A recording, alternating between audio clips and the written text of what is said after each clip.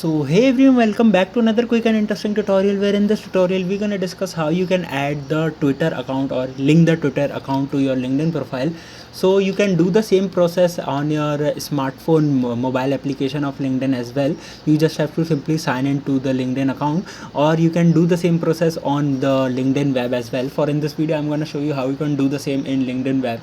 So I have to open the LinkedIn on any web browser on your PC.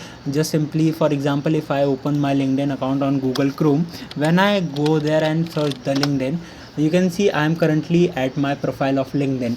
Now in order to link the Twitter account, just simply go to the option of profile. You can see at the top window, you'll see your profile photo. Just simply click there and a small window will open right in front of you, where you have to just simply select the option of settings and privacy. When you go over there, you are currently now in the settings of your LinkedIn account. Now at the account preferences at the left window, so just simply select this option, which is by defaultly selected.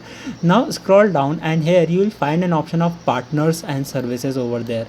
You can see here you can see the option of Twitter settings over there, which is currently saying not connected.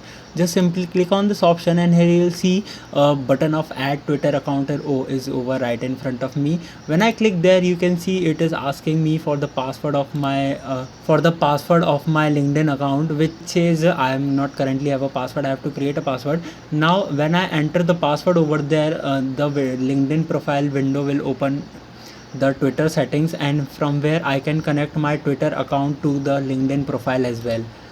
So by this method you can easily connect your Twitter account to your LinkedIn profile. I hope this video will be helpful for you. Make sure to hit the like button and subscribe button for having such more helpful and interesting tutorials. See you in the next one. Take care.